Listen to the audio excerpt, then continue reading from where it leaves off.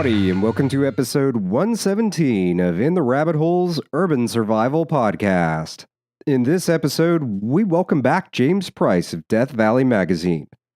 We're going to be talking about why I shot James and some specialized urban survival lessons you won't get anywhere else.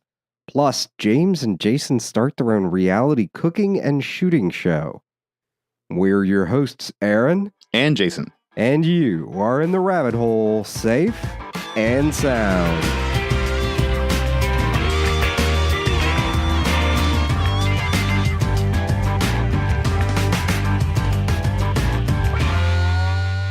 Some quick announcements before we dive in today. First, for those that haven't noticed, I'm currently going through our entire catalog of past episodes, converting them and uploading them to our YouTube channel.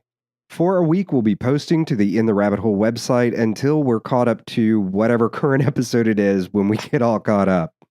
And when we get all caught up with the past episodes, we're going to start releasing a full video version for each show. This is going to mean that the format of the show is going to change a bit so that it jives with both an audio and video version of the show. Just a heads up. This leads me to the next thing I wanted to bring up today. We're looking for some new bumper music for the show.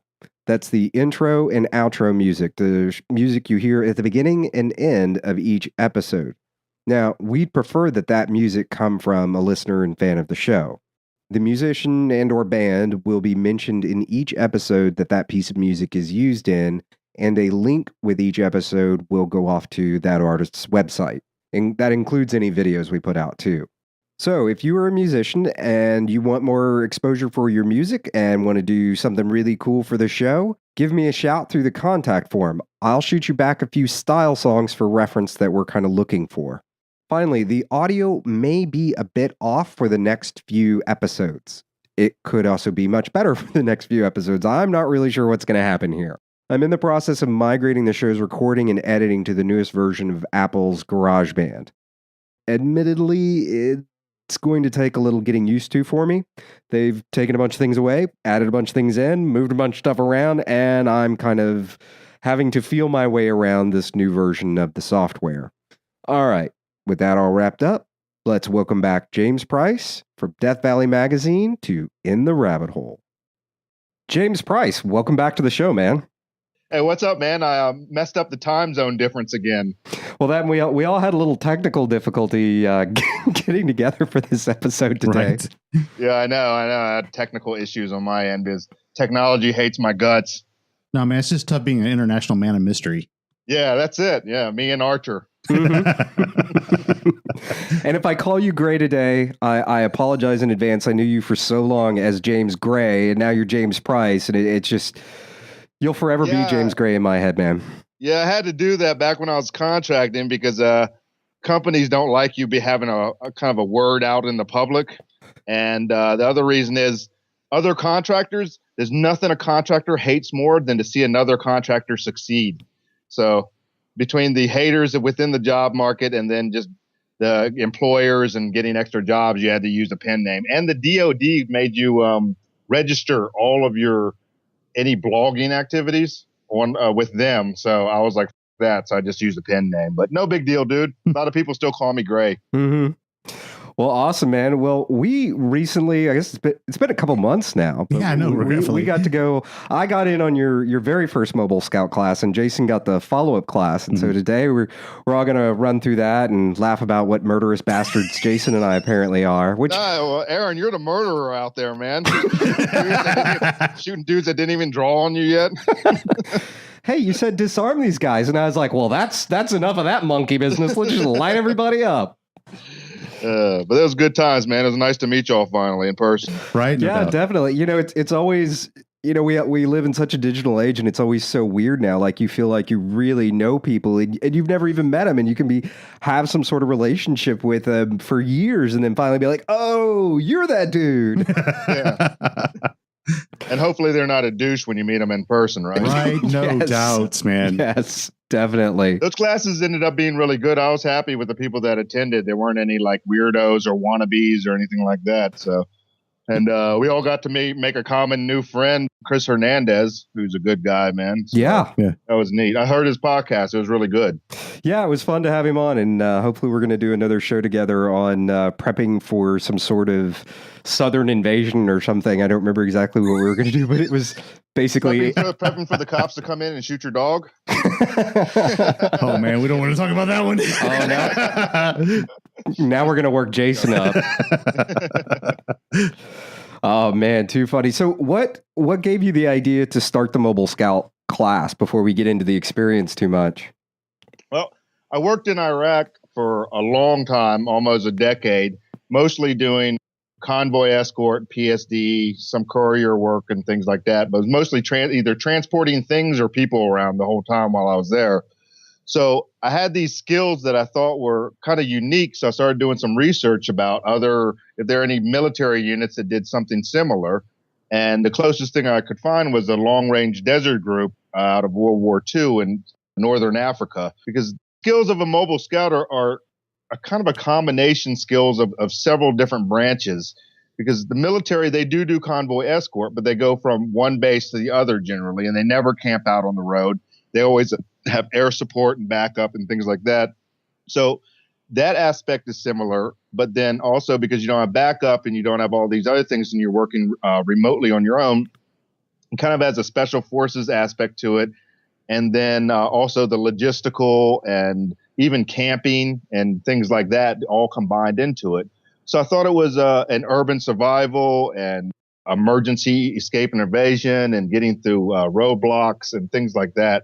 So I thought it would be if I could modify the skills that I used in Iraq into a more civilian-oriented class using, say, a soft-skin vehicle versus using the hard skins I was using in Iraq. I thought it would be a good, big overall skill package that I could show to people. So that's kind of where the idea came up from. Well, it turned out really cool too, man. I know Jason and I both really enjoyed it. And I think the biggest thing we realized when we walked away from it was just how much we didn't know and how a lot of the things maybe you think you know, and then you apply them, and then you're tripping over a rifle in a car, exactly. and all this other stuff, or you throw the rifle out the window accidentally. Yeah, bail out on the wrong side of the car. Yes. Yeah. Or smack into each other while you're trying to change shooters and stuff like that. Yeah, the team stuff is always, team tactics are always kind of tricky. You can't, the only way to learn something like that is by practice like y'all did. And, one of the things I keep hearing the most is from former students. They tell me that they did not realize how difficult it is to do anything sitting inside of a little compact vehicle. Even a couple of the trucks one of the trucks we had was a pretty decent sized one, but even a truck of a big size, it's still no room to do what you normally do. So then you have to modify your previous movements, unloading a weapon, firing a weapon, getting in and out to a completely different way than what you would imagine it to be, simply to just make up for the small amount of room that you have. Mm-hmm. Stuff, even as we were joking a second ago, stuff even as simple as dealing with holding your rifle and maneuvering, getting out of a vehicle with your rifle and not falling over your rifle while trying to get out. Everyone. Yes. Yeah. That's a big thing that was the biggest thing to happen in Iraq a lot of the times is guys would just constantly be sweeping each other, popping rounds off on the roof, on the floor, all sorts of places. So that's why when I would teach, because I did it, I got to be honest, I did it a couple times myself. But that's why I taught in the class, when you get in and out of the vehicle, you're holding your rifle with your weak hand and hand off the trigger well, the grip, simply because at that point, there's no chance you accidentally pop a round off. Mm-hmm. But to some people, that seems counterintuitive because you think that you're going to jump out SWAT team style or something like that, which you're not. Under stress, you're just trying to get out. So you want to get out with the rifle pointed up, away, and away from your hand away from the trigger. And also in case you fall. Mm-hmm. Especially if you're wearing kit or gear or just under stress. I used to fall out of I can't even count the amount of times I jumped out of the car, did a face plant. Yeah, there was a little bit of that during the class too. So I could see what you're saying, and even stuff like tripping over your own feet. I thought it was interesting. Like you brought up the thing, like, hey, if you're going to be in there, wear tennis shoes. Don't wear big combat boots because you're going to fall over your own feet. Yeah, that was one of the things. My biggest takeaways was train how you're going to fight. And and everyone was all like, tactical out and all geared up. And I was like, I'm not going to have time to grab all that shit. Yeah. I'm going into a pair of tennis shoes and jeans and, and roll with it. Throw a couple extra mags in my back pockets and I'm good to go. That's how, if anything goes down, that's more than likely how I'm going to be, geared out. Sure. Absolutely. I mean, it depends, different people, different situations, if you had time to prepare for it or not. But, I think it's fine. People train with whatever they want, what they feel comfortable with. Mm-hmm. So, I mean, that's good. Well, I mean, you completely rearranged how I was thinking about things. Like I immediately went out and I, got the AR pistol with the SIG brace thing on the back and, miniaturized just about everything because I finally realized that all my stuff is way too big to be moving around in a vehicle.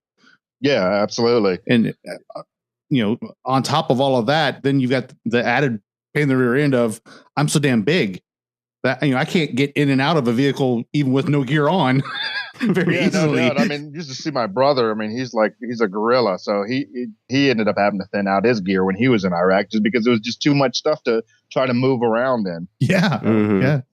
Or even without anything. I mean, just in general, it's hard to under stress to get in and out of a confined space or move around. So it's usually minimal is the best for vehicle base. It's one of the few times I would actually suggest someone use a battle belt, not only because it's a little more compact and everything's centered around your waist, which police officers have proven that is a good way to operate from a vehicle. It also doesn't scare the shit out of everyone when you're driving around with an HSGI ring on. Yeah. The great part about just geeking out on everyone else's gear because there were a lot of guys there that, they wear that gear professionally and they have it professionally. I'm looking at it going, okay, that's, I'm looking at, oh, wow, that's like, $1,500 or that's $2,000 worth of gear. And I'm like, oh, I want it. And then I've got to backstep myself. Like, okay, one day I'd like to have, some better, a better kit than I do, but I also look at it and go, okay, I'm not a soldier. I'm not a professional soldier. I'm not going to be doing this all the time. And yeah, one day if I have disposable cash, great. But other than that, but it was still just really cool to actually see, okay, here's somebody who's taking kit there and back and how they're using it and what they're using. Sure. I mean, kit is always comes down to personal preference, but for situations in a vehicle in the state side like that, you're really not going to be fully kitted up. If you are, like I said, you're going to scare people. You're going to have trouble getting through police roadblocks and things like that because you look like a bunch of crazy rump militia dudes. But it was nice getting to see everyone's kit, especially the guys who are ex-military and ones who wore it for a long time because you see how they set it up, how it works, how it didn't work. Like Jason, in your class, you had a guy who was wearing gear that obviously didn't work very well. Yeah. There's too much shit hanging off of it. By the end of the class, he had to take off most of the stuff. So It's always good to be, if you're going to have gear, to take some sort of an intensive training class with it so that you'll know how it works under stress and under different environments. Mm-hmm. Mm-hmm. Another one of the takes I got from it was quadricep conditioning. Mm-hmm. Conditioning yourself to stay low for that long of a period of time. Yeah, the kneeling down, getting up, kneeling down, things like that. That's why one guy in the class, he had to actually take a break because of that. Yeah. And one thing I suggested to him, which I do 100 every day, is just body weight squats. Yeah. Get used to pulling your own weight up because honestly, in today's world, how we are now, working in offices, sitting in chairs and things like that, the majority of people don't have to lift their own body weight outside of getting off the toilet once or twice a day. Right. So your body's just not conditioned for it. And then you throw in things like gear and ammunition and magazines and then high stress where you already have all that acid running through your muscles. It becomes it's easy to wear yourself down. Mm-hmm. But it's a simple solution. Just do body weight squats every day. Yeah. Yeah.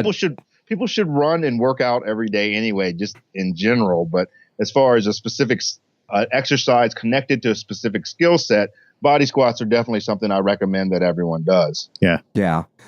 Jason was actually, right before we started recording, he was making fun of me because I have a Bosa ball sitting here in the new studio.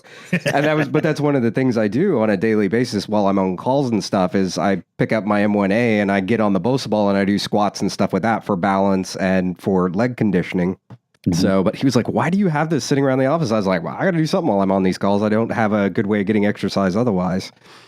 Yeah. He had recently shaved off his beard, for a birthday.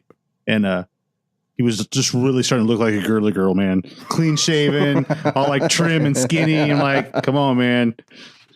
Looking too respectful there. Yeah, way too respectful. Well, Yeah. I had to Google what a Bosu ball was. I think I've seen those before. I think my sister has one. Yeah. Chicks usually use them, but they're a really great leg workout, and it's great for all of your balance and all your stability muscles. And most of the sports I played growing up were all balance-based sports, and so I already had a lot of that. But it's always funny to see people like Jason here get on a Bosu ball and go flying, which we don't do that in the house, but bull in a china cabinet, baby. Oh God. So that's funny. But going back to your class, as far as it was interesting to see the getting in and getting out, and also the trickier parts of going through checkpoints. And you guys made that quite an experience, and scavenger hunt in some cases. Yeah, that's always the favorite part of the class for everyone. They like the checkpoint. Some people have asked me, it's like, hey, well, why are you teaching checkpoints? And because, the United States is not really a country where you're going through checkpoints with guards or rebels or things like that.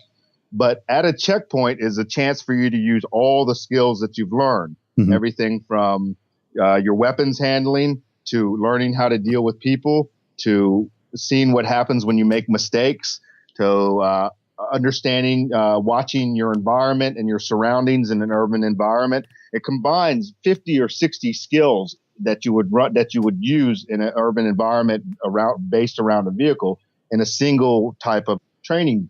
So that's one of the main reasons why I like using that, because it gives a chance for everyone to it gives a chance for you to fail, which I always think that's important for training. Mm-hmm. Like when you're working out with weights, you go to failure, mm-hmm. But it's so many of these tactical training classes, they train you nicely, but basically they teach you very softly a skill. What I like to do is I like to teach someone a skill very hard, very fast, and so that they go right to their failure point every time.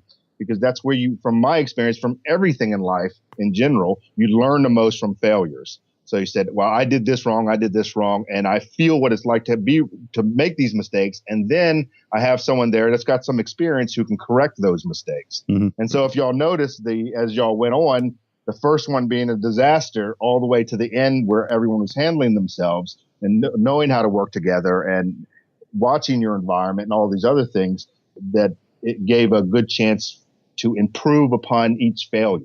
Mm-hmm. Because too many trainers consider failures to be a bad thing. I consider failures to be a good thing. That means I've taught someone right up to their limit and then past their limit. And once I get to that point, then I can improve it, and then they can go past that limit. So that's one of my favorite parts about the class and the checkpoint. Also, in the United States, as we've seen during several times of civil unrest and natural disasters, there have been roadblocks set up by citizens, mm-hmm. not by law enforcement, by citizens, by individuals protecting their neighborhood, people just who were scared, or by thugs the same way, blocking entire highways in Texas that happened during last year. Mm-hmm. So there are situations where you can run into that situation stateside. And having those skills, it's better to have the skills and not have them. I mean, that's the reason why we train. We train for what most likely will never happen. No matter where you live, even though it's stateside, it's still a skill that's good to have. And you spend how many years of your life, like a third of your life or a quarter of your life in a vehicle. So you need to learn how to operate and be aware around your vehicle. Mm-hmm, definitely. And I really enjoyed the aspect of it that the stressor of it, because it's like, yeah, okay, I've just learned this skill and I'm trying to work through it. And when you're doing those drills, whether or not you're ever going to see anything like that exactly, now you're having to perform that drill under stress because you're trying to watch all your teammates. You're trying to communicate, like you were saying, 60 different things going on. You're trying to watch all the different guards going on. And so it's like, now my stuff really has to be right. I can't screw it up, or one of my teammates or myself is going to get popped, or something's going to go missing out of the back of the truck, or one of those other things. They're going to make fun of you later. Well, there's a lot of that too. Was it the second class? The guy was like, would you guys just pay attention? One of the guys in one of the cars, every time they do the same thing, just pay attention. So, I mean, no, that's part of the class. I was like, they kept screwing up the same thing. I'll just keep doing it until they fix it. Yeah. But Yeah. that guy was funny. He was a good guy. He's a local Texan, but he was like, they do the same thing. What's wrong with you guys? We were up at the front just laughing our asses off because we could hear him in the car screaming at everyone. Yeah. And But I mean, that's the nature of making mistakes. You make the same mistake until you stop making the mistake. It's that simple. Mm-hmm.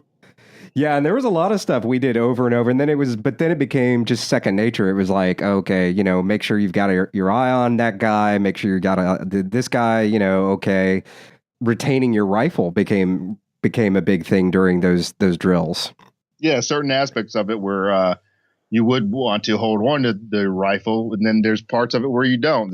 So I mean, y'all had to learn when is okay to give up something, a firearm or this or that, and when is it not. So which was tough. That was a lot tougher than I thought would be. It's tough, and you also learn that if you get in a shootout at a checkpoint, fucking everyone generally dies. Mm-hmm. It's just not so. Avoidance is always the best thing, but sometimes you got one or two things that happen here or there, and you don't have a choice. But it's an enjoyable exercise to do for myself and for the instructors, and also it really is a great learning experience because it's not something that the average person is used to. Though I've been through thousands of them, but it was a skill that I had to learn, and I learned the same way by mistake.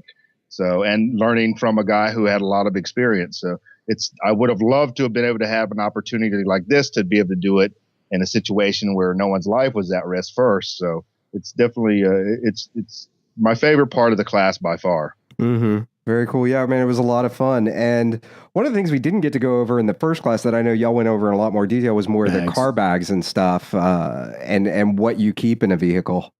Yeah, that's actually something I'm putting together a video for the first class because for some reason I completely forgot about it. You know how it is, classes, each time you kind of refine them a little bit more. Mm-hmm. But I'm putting together a video for the original class, and then all future classes will get that portion. But it's like, it's kind of a similar take on the bug out bag, but it's not something that you necessarily would have to keep around. It's just basic items you need to take care of yourself. It's just a list of items. You need that plus clothing. It's real simple. Mm. And then, radios and binoculars and other vehicle equipment. Now, the vehicle equipment is separate from the personal equipment. Even the food and everything like that. I mean, you saw how much food a small group of people, like we were with, what was it, 12 people? Yeah. Mm-hmm. Threw an entire cooler's worth of food in 2.5 days. Mm-hmm. So, I mean, it also shows you that, wow, we can carry a lot of food with us, but that shit ain't going to last very long. Mm-hmm. Right? The part I mentioned about the food, because we camped out at the trucks, we slept with the trucks, we cooked our own food, we slept outside. Just the being there at the class, staying there and living at the trucks is as much as a learning experience as the actual classes are, because it teaches you what to expect if you ever did have to go on the road. Mm-hmm. Yeah. What kind of things I got to deal with. How bad are the mosquitoes? Mosquitoes were a lot better in the second class because we bought a fogger. Mm-hmm. The first class guys, I feel sorry for you, dude. Man, yeah, I'm sorry. That was brutal, man. The mosquitoes are just bad, brutal. But I mean, that added to the experiment, I think. But I probably won't be doing any more July classes. See, the funny thing was, like, everybody else was like, "Oh my god, it's," and I was like, "This isn't that." Like, I think Josh, your one of your partners, and I were like, "It's not that bad. Why are you guys all?" But you guys are from here. Yeah, we're from here. We're used to. And I mean, I'm at a point now where it's like mosquitoes just don't bite me that much. I mean, I guess I'm bitter or something. Yeah. But one guy came from New York, and I was like, "Ooh, he's gonna have a tough time."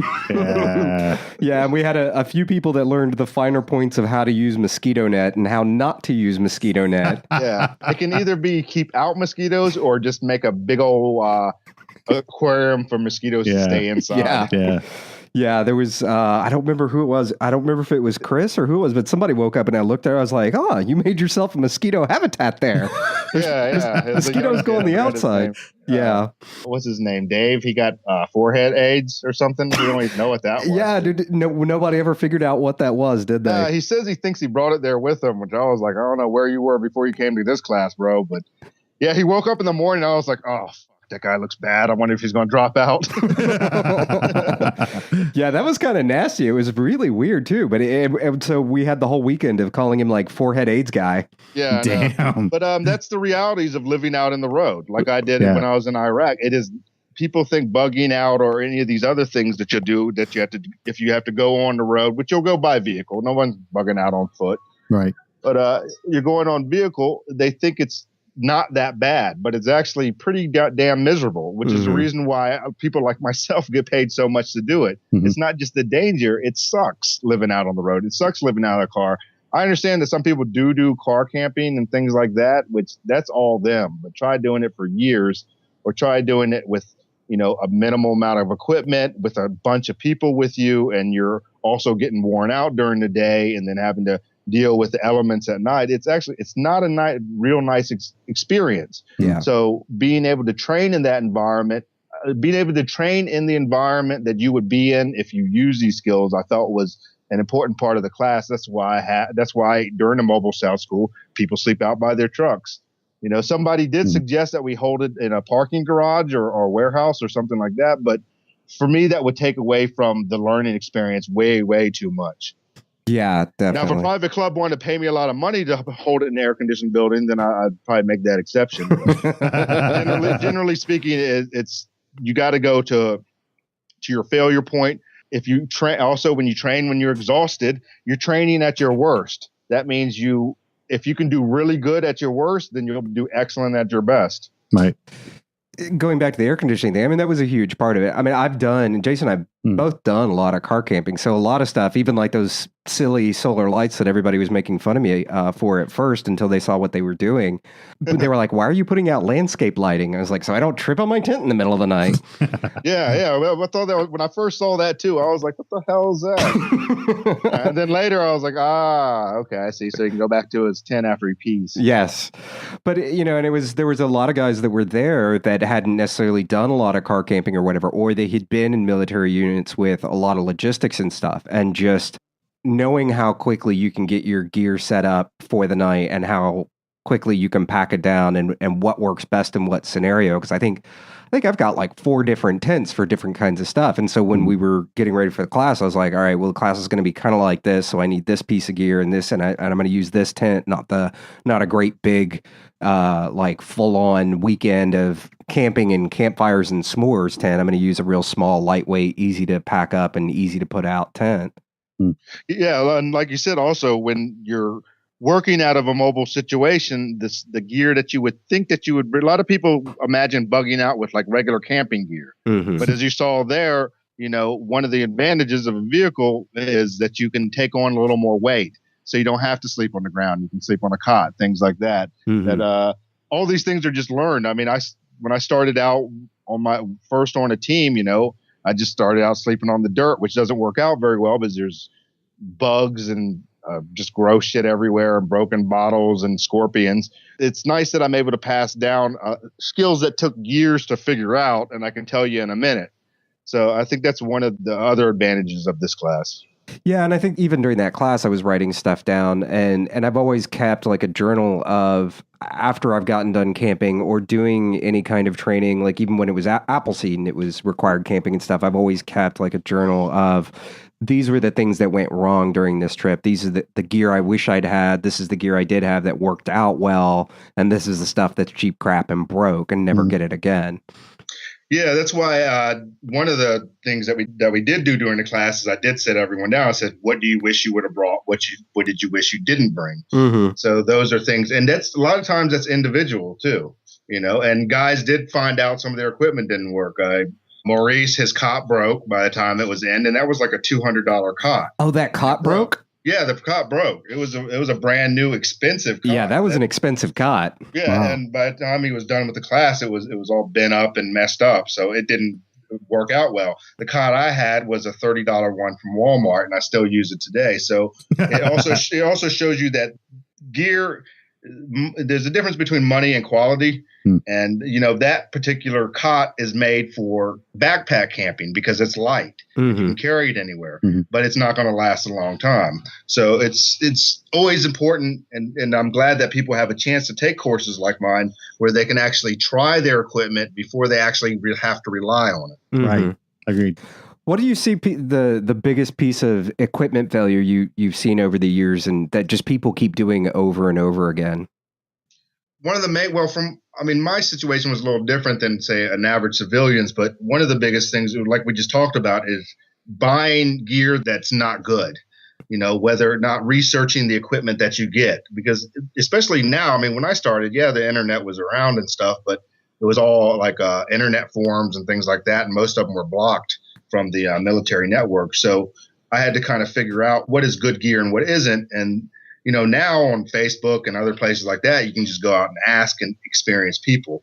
But mostly nylon gear failing a lot of the time was one of the big things, because there's a big difference between using it for one training class and using it all the time.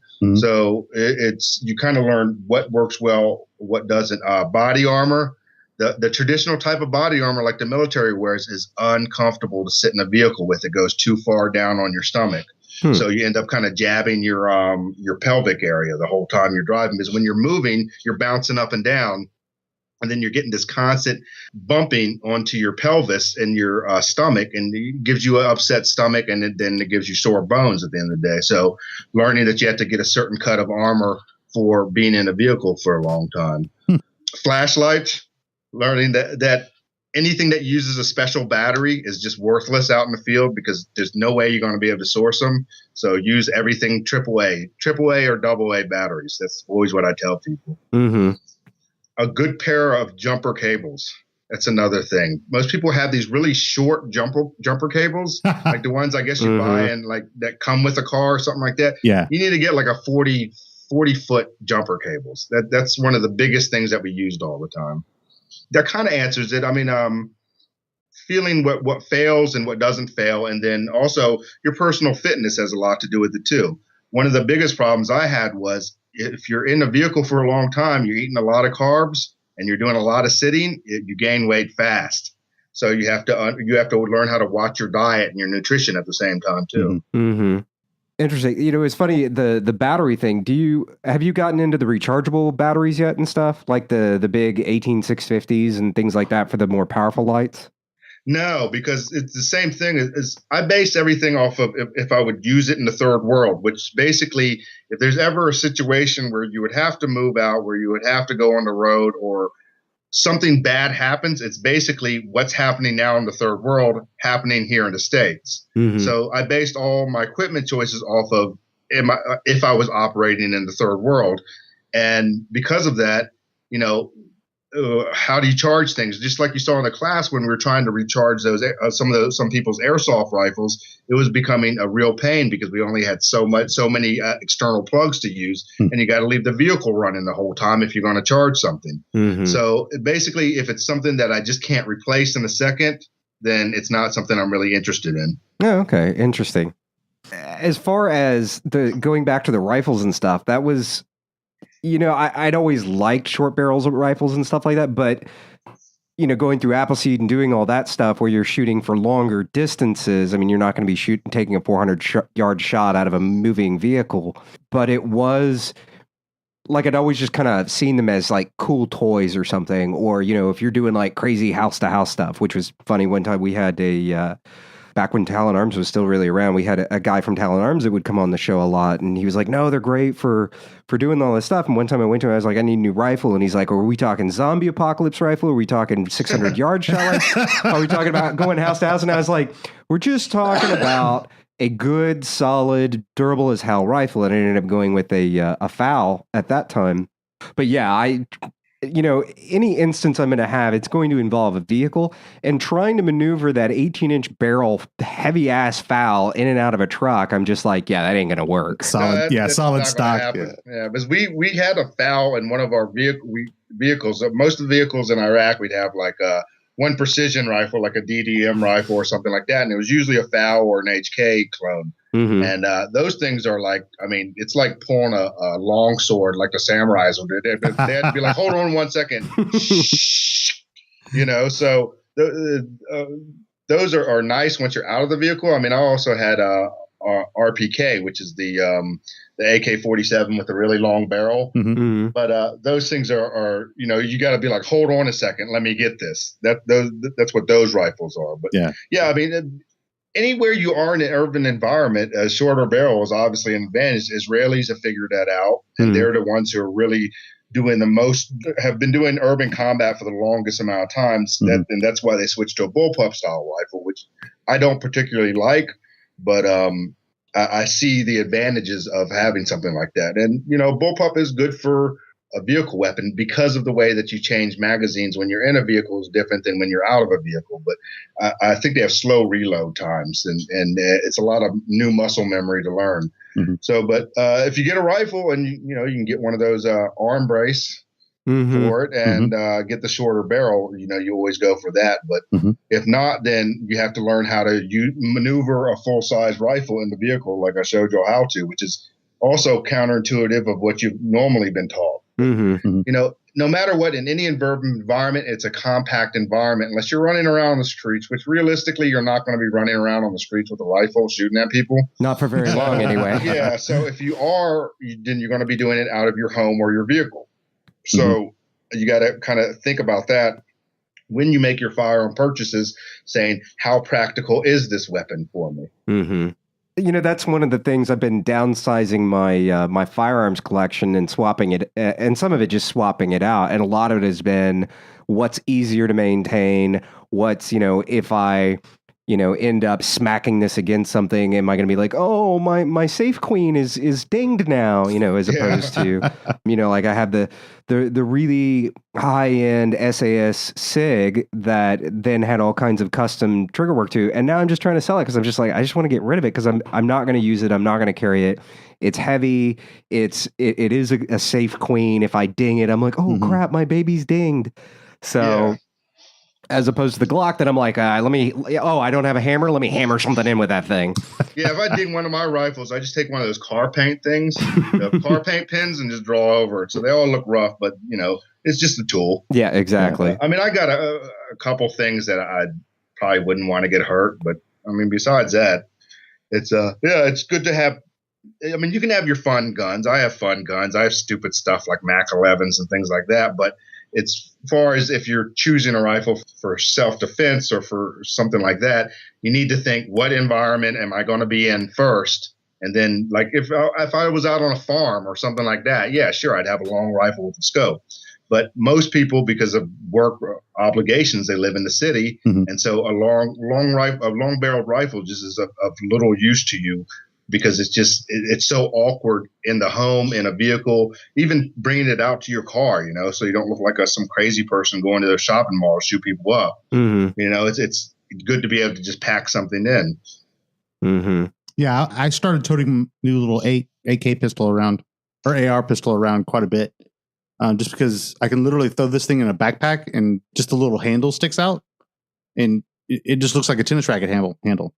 Yeah, and you literally can't tell what I have in my backpack. Sure, and it's more likely that you'll bring it. That's the other thing. Is the same thing as with equipment that I've learned. Guys were like, they'd see pictures of me in Iraq and be like, "Why do you have a $400 helmet?" I was like, "Because it's light and I'll wear it. If it's heavy, I won't wear it, so it's no use to it." So there are little small practicalities like that. I got this nice big AR with a 20-inch barrel or whatever. Yeah, but it's too much of a pain in the ass for me to take it with me anywhere. So then it just sits in your house where it's worthless. Right. Yeah. I had definitely learned that. Yeah. If it's not easy enough to carry on you and be on you all the time, you're not going to have it when you need it. Yeah. Yeah. I mean, there was some stuff I was doing recently, and I was having to work a lot of long hours, and I ran an experiment where I was just like, okay, I'm going to carry my bag with me as if and this was out there, granted, but it was like, okay, zombie apocalypse, and I've got to drag this bag around with me, and I'm thinking about it. And it was funny how small I ended up going, wow, I really need a smaller, just daily bag to carry around. I would constantly want to take it off and set it down. And I was like, well, that's terrible. If I took it off and set it down and something something happened, well, I'm going to take off and probably be a couple hundred yards away before I realize I forgot my bag. Yeah, and I saw that a lot when I was in Iraq Kurdistan recently on a humanitarian aid mission with DBM D.A.R.T, the humanitarian aid arm of Death Valley Magazine. And while we were there, I told everyone to bring a small backpack with you. But some of the guys brought some of the bigger backpacks, which ended up spending a lot of time sitting on the floor. Mm-hmm. But the backpack I carried had a lot of mission essential stuff on it, so I made sure and bring a small, lightweight, non-tactical looking backpack, and I have it on me on almost every single picture you see me in. Mm-hmm. So it's good. That's also part of the practicality is like, this is nice, but am I going to use it? Or is it too much of a pain in the ass to bring with me anywhere? Mm-hmm.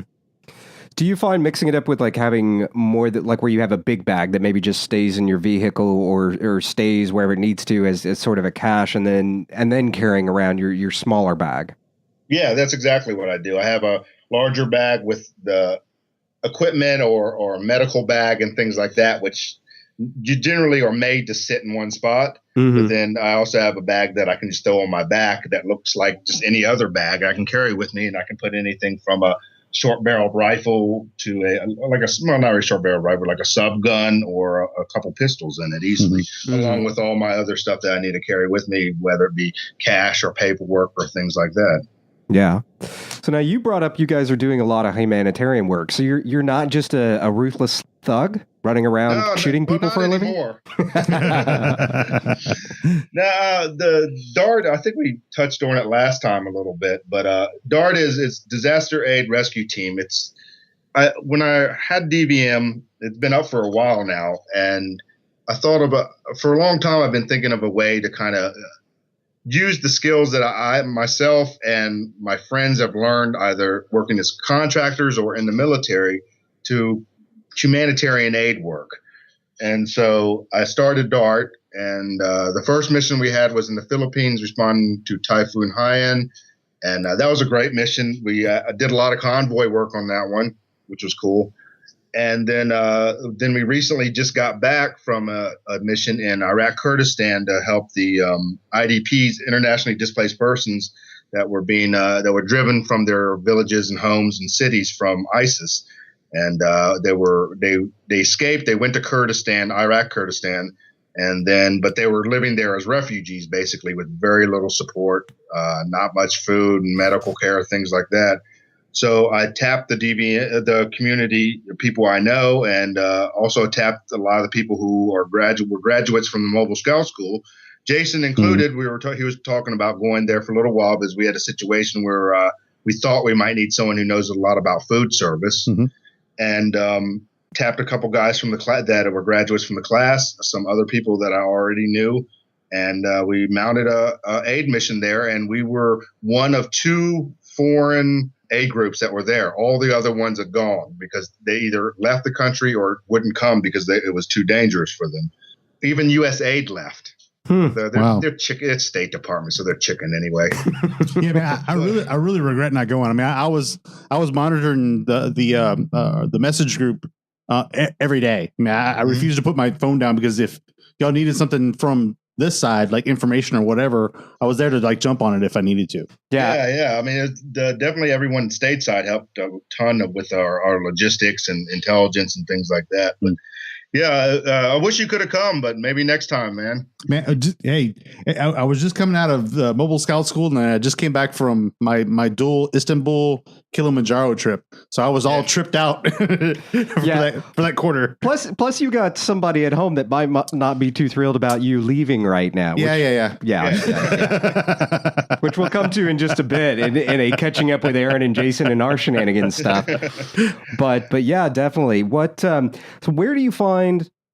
Besides the obvious, where do you find that all these skills that you were just talking about come into play in doing those aid missions? Like you were talking about doing the convoy stuff in areas like that where you're having to do aid work, do a lot of those personal security and stuff like that.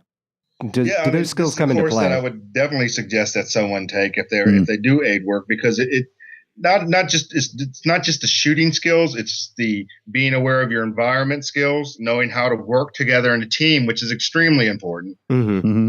understanding kind of like from the checkpoint things, how things happen in the third world, Mhm. how things can go south on you quickly.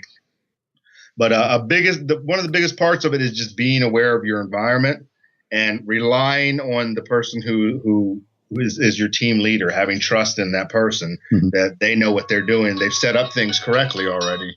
But yeah, all those skills come in. A lot of those skills come into play. I mean, when you're on an aid mission, you don't walk to where you're going to. You're always in a vehicle. Right. Mhm. So the skills that you learn in the vehicle, radio skills, knowing things like knowing that to pay attention to commands quickly, Mhm. all those things come into play when doing missions like this. Oh, man. Especially because D.A.R.T specializes in doing aid missions in extreme in hostile environments. We don't if it's a place where like aid groups are already there, there's no need for us. We go in when no one else will go in, and that usually means a war zone, places that are areas of the country that aren't controlled by the government, where there's no police, no military, no anything. So having those skills is definitely something that will come in an advantage. That's why I like to recruit for D.A.R.T members out of the Mobile Scout School, because I've already seen these people work before. I know how they can handle themselves under stress. And like I said, again, most importantly, I know they can get along in a team environment, which a lot of people can't. Yeah. Yeah. Yeah, I'll never be invited because James is just going to go, he's just going to shoot everybody. I know. It's like some guy's going to come to, we're going to be at a checkpoint and be like, excuse me, sir. And Aaron's going to just blast them. I was like, that guy was just trying to wash a window, dude. He was slowing us down, man. He was slowing us down. And to go back to it, it was actually interesting because we didn't really do that much shooting, even if it was just plastic pellets. We really didn't do that much shooting in your class. And that's what I like, because it was like, okay, I've done enough shooting stuff. Now, I'd always like to do more shooting stuff. But that's the thing that always becomes over-focused on, especially in the prepper community, is all the tactical stuff and less about teamwork and maneuvering and working together and all that stuff. So I thought that was That's what's really not going to get you killed. Yeah, exactly. Yeah, it's basically, from when I was in Iraq, it's the same thing. It's like, once you start getting in a shootout, then you fucked up already. Yeah. Or messed up already. So you've already messed up by the time you get in a shootout. So, and the other thing about Death Valley DVM Training Center is we don't teach shooting. We consider shooting to be a base skill, like driving or knowing how to clean your house or anything. It's just it's something that simply you should already have the knowledge of. And there are people who are better firearms trainers than I am. They have a lot of schools out there with a lot of staff to stand by and check and keep an eye on you. So we consider ourselves more of a trade school. We teach you a skill around driving, shooting, things like that, but it's not a shooting school by any means, because like I said, there are a million shooting schools out there already, but it's a skill you should already have. And if you don't have it, then definitely you want to take a shooting class from someone. But as far as we're concerned, we want you to learn the necessary skills around that. That's why a lot of people have asked me, it's like, hey, why don't you do live fire at the class? I said, it's unnecessary. You already know how to shoot a gun. I'm teaching you how to maneuver with a weapon, how to work in a team environment, and give you that opportunity. Like I said, I like to train to failure. There are pop marks all up and down the side of those vehicles that we use. You guys shooting the vehicle, one guy shot the mirror out, scuff marks on the tank. On the underneath of the car. You guys get under the car. Several airsoft BBs inside the vehicle lodged in the carpet, which means guys had ADs and didn't tell anyone. So, I mean, and I saw twice, I think it was the second class, but I saw guys get out of the vehicle and pop rounds off at the ground. So I create this high stress environment where you're with a weapon that won't kill you when you make that mistake. Right. And you can see, hey, I shot the side of the car. I shot the gas tank.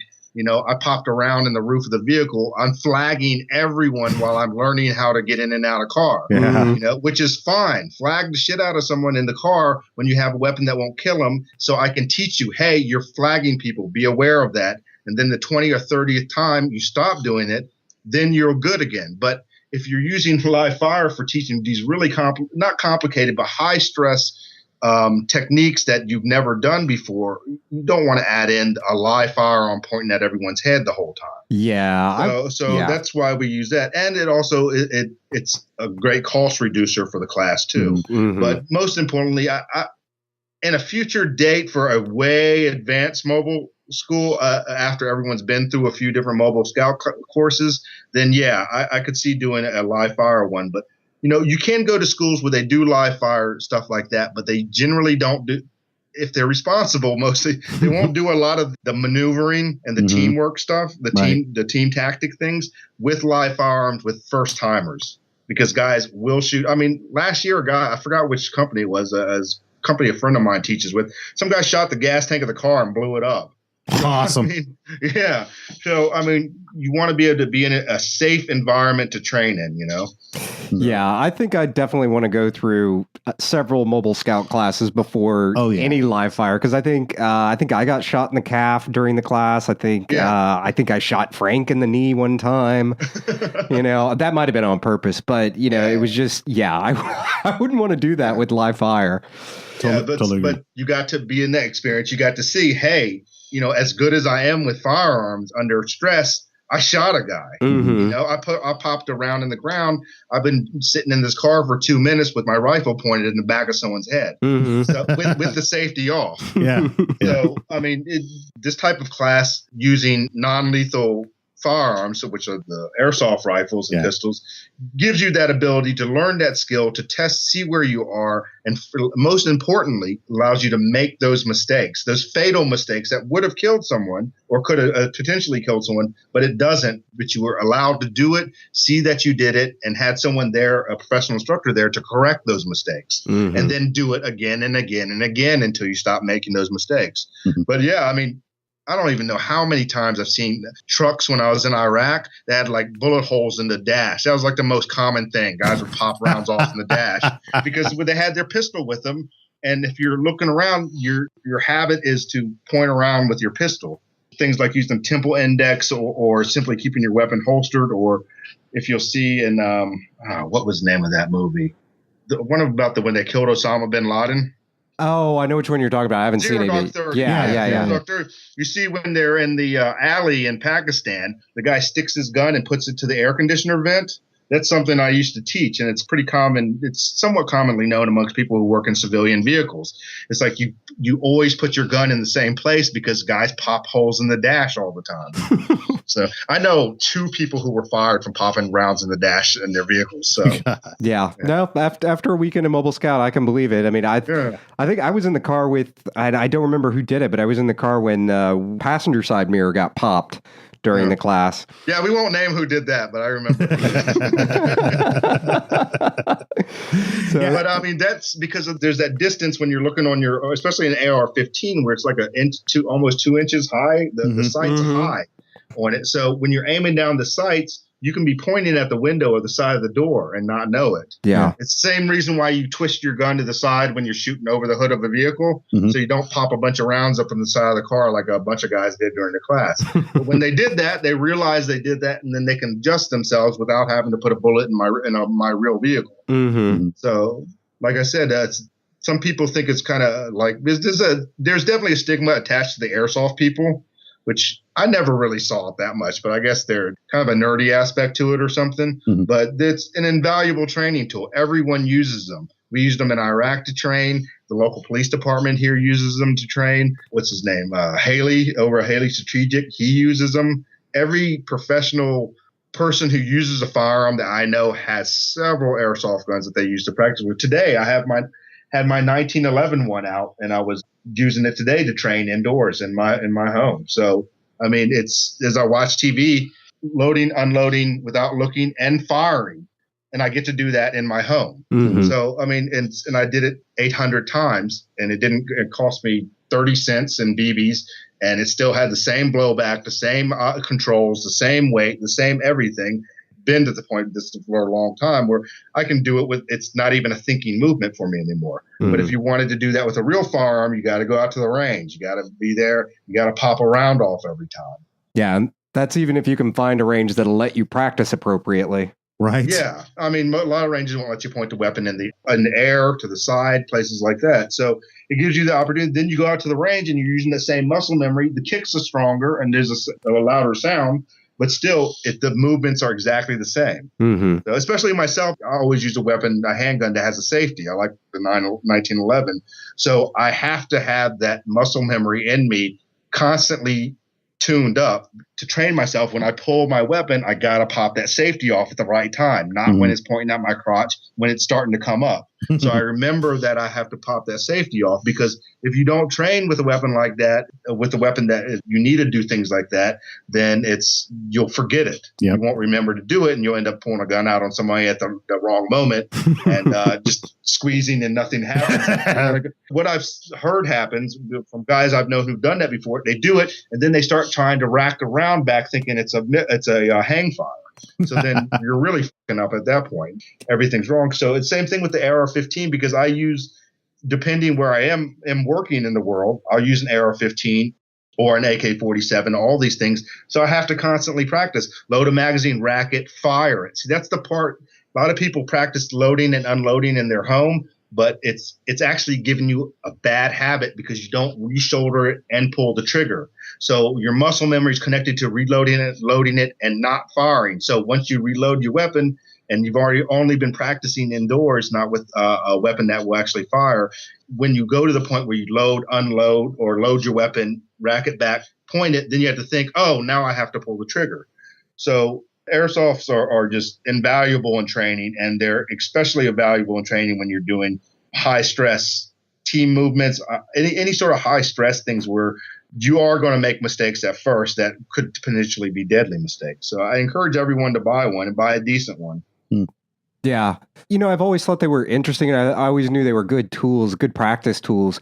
But after that weekend, I was like, okay, I'm sold. I really like these things. I really want to get some for the house to play around and do stuff. And it's stuff where if I was going to teach somebody else, I would feel comfortable teaching them with that tool before saying, okay, here's a live rifle. Let's get to work. Right. No doubt. Sure. That's actually what I do. I do a lot of private training for people, and it's generally for people who have never touched a firearm before in their lives. Mm-hmm. It's there's a lot of interest, probably from Neil Strauss's book, Emergency, of people of decent wealth who are more interested in learning those things. And my name's been passed around a little bit. So I do train people who are like millionaires and things like that who want to learn how to fire weapons, use AR-15s and pistols.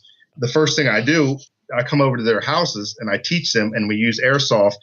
They get into some good habits before they start firing a real weapon. Also for children, I've trained kids before. I always start them off with airsoft because it allows them to make mistakes.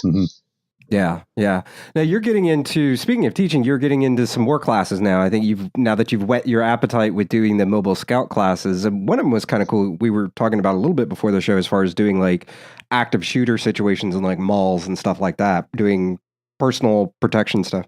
That course is which we're still developing right now. What we're doing is, my original background was in the executive protection industry. So are most of my friends. A lot of the old timers like myself. Security contracting became big. Most of us worked in the executive protection, or what used to be known as the bodyguard industry. And so that's my background, and it's definitely one of my larger skill sets because I did it for so long. What we're basically doing is taking the same techniques and skills that you would use if you were a hired executive protection professional protecting someone, and then transferring them into, say, you're with your wife and your daughter, and you're at the shopping mall and someone starts shooting. Do you know how to properly shield them with your body and move them along at the same time in a single movement? Most people don't know how to do that. A lot of people prepare to engage the active shooter, but I don't know about y'all. I rarely, if I go to a mall, I'm with someone. If I go to a McDonald's, if I go out to eat, I'm with someone. Unless, there's some sad people who eat alone, but I'm usually not one of those. But when you're in public, you're generally with someone else. And most likely that, and if you're a single guy like myself, it's usually a lady. Or if you're a married guy like you, you got your wives, your children with you.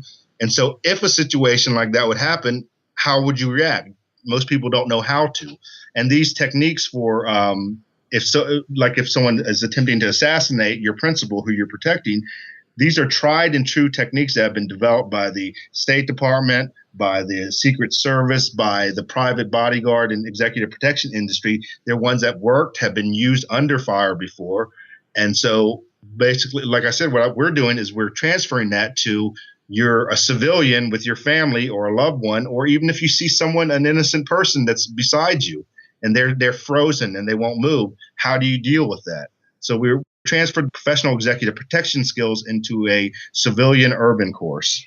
Oh, that's good. Do you dealing with somebody that argues with you every 5 seconds? Because like I've got somebody that I'll say move, and they're like, "Why? What's happening?" Yeah. Actually, that's an extremely huge big part about protecting your principal when an assassination attempt happens, or when you see a threat that you need to leave immediately. Mm-hmm. Because that's common. They'll say, no, I'm still shopping. Or like, what are you doing? What are you doing? You don't have time to explain to them. So we teach them the techniques that we use to bring people along when they can't think about what they're doing. Mm-hmm. So because that's, you're not, the chances of you being out with a trained person when something like this happens is probably not very good. Mm-hmm. You spend most of your time with your friends and your family, and most of my friends, a lot of them are ex-cons, so they don't even carry guns. But or I'm with my family or a lady friend or something like that. So I saw a need for people to learn these skills. So that's a class we're developing, and hopefully it'll be up. We're working on our 2015 schedule right now, so that should be up pretty soon, maybe even by the time this is out. Oh, cool. All of our classes next year. Oh, That's cool. awesome. What other classes are you doing next year? Are you just doing those 2 classes, or? Oh, we got a bunch of them, man. We got one. It's the Border Scout School, where you learn. This is more of a military style training, but the skills you learn, like everything that we teach at DBM Training Center, do carry over to the civilian side. But this one is human tracking, patrol, small team tactics on foot, things like that. And it's a 3-day training. Then you go out for 3 days on an actual live mission with Arizona Border Recon, which is a private group that patrols the border down there. It's not, I know what a lot of people think when they hear that. It's not one of those crazy rump militia guys I was speaking about before. Mm-hmm. This is a legitimate nonprofit group that is more of a humanitarian aid group than it is a, keep them out of our country type, They're very well run, all ex-military people, and it's a professional organization. It's incorporated. And so you go out on a patrol with them, and it's a live patrol. And the last patrols they run into drug mules, into human smugglers. They've saved tons of people who were brought across the border and then abandoned out in the desert for days and days at a time. So they learn medical treatment, ethics, things like that. So it's definitely an interesting class. With not many classes you get to actually go out and do something, a live patrol. So that one we're excited about. I'm not sure how many we're going to run next year, but that one's I think is pretty cool. We also have a Mobile Scout 2, which I'll be teaching next year, which is more advanced Mobile Scout things. Yeah, like you all learn, but a lot more stuff added to it. I was actually working on that today. It will build on the foundation of the skills that you learned in the Mobile Scout 1. Also, we have one this year, but I think it's sold out. Mobile PKM class, where you get to shoot the PKM machine gun from a vehicle at targets. Yeah, and it's a fully automatic one too, so it's pretty awesome. There are not many of those in the States that you have access to, and so you'll be in the back of a truck riding and shooting with a semi-mounted PKM at targets while on the move. So this thing's about 300 rounds per person. So you got a lot of time to be able to get some trigger time on it and kind of learn how to shoot that particular weapon, a fully automatic weapon from a vehicle. It is skill based, but that one's also a little bit of fun too. So I'd say that one's a whole lot of fun. Yeah, actually, it's Then also we're developing an AK-47 course also, and maybe one or two other things. We're not sure. I'm trying to give myself a little bit of time off next year. But the big ones are, of course, the executive protection base class, the Mobile Scout 1, Mobile Scout 2. Those will be more of the main ones that we'll be running throughout the year and across the U.S. next year. Well, I'm putting in a request now that a Mobile Scout 2 and an executive protection class is held here in Texas. Okay. That's definitely what I'm going to saying. be Houston. It's a given. If we do something, it's going to be in Houston, except for the PKM one. Gotcha. We can't move that across state lines. Gotcha. But yeah, and I'll make a deal with you if you do the cooking for us. Dude, not a problem. I will do that with even out a deal. Just tell me what to bring. Because Aaron, you missed that in the second class. Jason, he took just a bunch of junk some chicken that we had and all sorts of stuff and made a really nice meal out of it. All the guys were happy. So Oh no, I've seen Jason do some amazing cooking before. I don't need convincing. I love Jason's cooking. I'm like, hey, want to kill some rabbits? Well, you can cook them. yeah, I've seen a couple of his posts on Facebook too. So I was like, oh, all right, I'll definitely have him help us with the provisions list next time. Hey man, I can handle a kitchen, shoot targets, and jump into the back of a truck, all doing all three of those things at once. Yeah, next time we'll have to plan the rabbit breeding appropriately, and we'll bring out rabbits for Jason to cook one night. Rock on, yeah. We'll do a big slaughter. Awesome. We'll bring them all out there live. Be like, welcome to Mobile Scout. Kill something right now to prove you're worth it. Yeah, well, Jason and I talked about that. We're going to start a reality TV show called The Tactical Chef, where you get given a meal, but you're taking fire by the truck while you're cooking it. So you have to defend yourself while you're cooking a meal. I would so be down with that, man. Oh so my be God. down. I think that would be a winning show. Y'all are nuts. I'd watch it. I'd watch it. That's awesome. Well, shit, man, I sure appreciate you coming on again today, and hopefully we'll get a chance to do it again soon. It's always great to talk with you and find out what sort of shenanigans you're up to, and of course, apologize again for shooting you too soon. No problem, man. All right, James. Thanks for coming on. Hey, thanks a lot for having me on again. I look forward to being on again. And you guys, good luck with everything you're doing this year. Thanks, man. Definitely. Thanks, man. With that, we wrap up episode 117 of In the Rabbit Holes Urban Survival Podcast. Quick reminder, musicians, go contact us now and become a feature part of the show. Everyone else, rate us on iTunes and subscribe to us and like each episode in YouTube. From Houston, Texas. Till next time, stay safe and sound.